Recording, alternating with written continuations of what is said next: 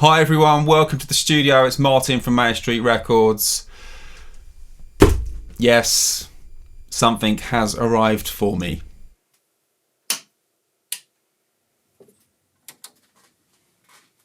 I'm not sure if you know this about me, but I am an acoustic panel-aholic, and this kind of happened probably at the start of lockdown in March 2020, as we all know. I suddenly had a bit more time to think about acoustics, and you know what? Once you go into that rabbit hole, you kind of continue until you're told to stop due to the lack of space. I think I'm maxed out now with this bad boy. So let's get her open and I will go into why I do this and what I use and what I've done in terms of acoustic paneling for my studio.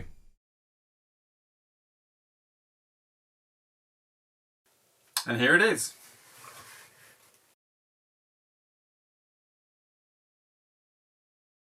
So one of the main purposes of a recording studio is to have a room that kind of sounds not echoey, nothing like a bathroom, and that's where acoustic paneling comes in. Of course, creativity always wins the day. If it works out in your bathroom or your kitchen, your garage, whatever, if it sounds good, then of course record in that room. But let's backtrack a little, put the coffee on, and let me tell you a little bit about how my acoustic journey started. Well, I actually own 2 recording studios and I run both of them in sync with each other. This is my more audiobook recording and writing location studio.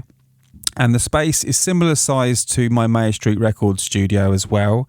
It has a control room, it has an isolation booth, and to be honest with you, it's really great to have this place for particularly audiobooks and vocal recordings. The acoustic side of things started when I realised the room was a little bit echoey. It had some reflections going on, which was okay initially, but for particular parts, like in the isolation booth, I wanted things to sound crisp, warm, and basically to eliminate all issues with recordings. So I put up some acoustic panels all around the room. There's around 15 of them in all. And once they were placed in there, and they're also GIK Acoustic Panels, I also added a cloud panel just above the control surface area, because I noticed when that was actually put into place, it just sounded so much warmer and I felt more cozy, if you like. So that's really worth thinking about, putting a panel above your head in the space where you record. So with that project done and really happy with the results, I decided to bring back what I'd learnt from that studio to my Main Street Records recording studio.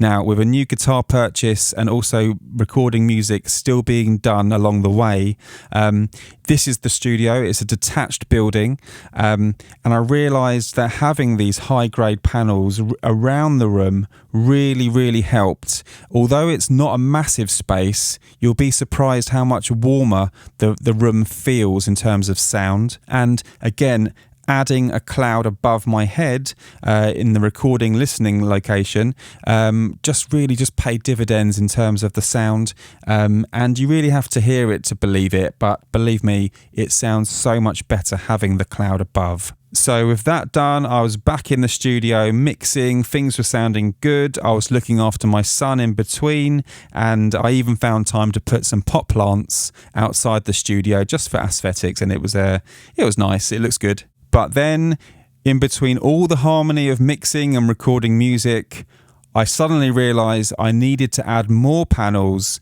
but this time, rather than just buying, I decided to do a DIY job, and that's right, create and make my own acoustic panels for the first time. Yes, a staple gun was purchased, along with wood, to frame out the window, but also the studio door.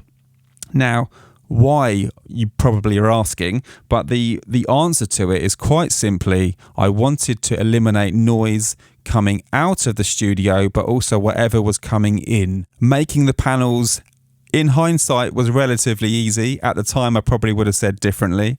But yeah, you measure the size of the window or the door, or the location you want to cover. I then put some foam or some more loft insulation, if you like, inside the panels. And then I laid a acoustic kind of membrane in front of it, and this stuff was proper heavy, and it really does do the job. It deadens everything from whatever you want to listen to, and then after that covered the panel and then placed where it had to go. These panels are custom made for my studio. The window one literally hooks in front, and the door one just literally places into place in front of the door, and it just fits so snug.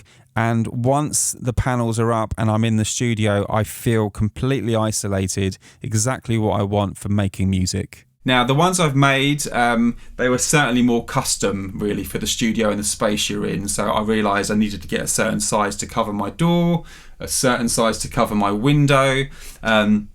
And the others really were more, the quick way was obviously just to buy them. And that's what I did. And I have been so happy with these particular panels. They are GIK Acoustic Panels. And honestly, I can't recommend them enough. It's simple. You just basically go onto their shop website, buy. No, I'm joking. You just buy them and then you obviously get the amount you need for your studio.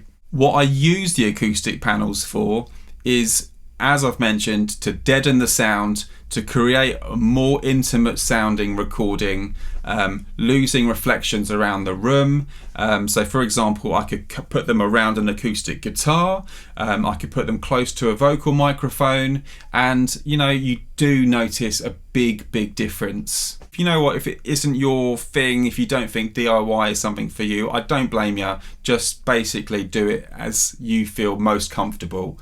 Buying them is completely fine as well. You don't save loads of money by doing it yourself. Think about your time expense as well. But yeah, I hope this video has given you a little bit of an insight to what I've done with my acoustic panels.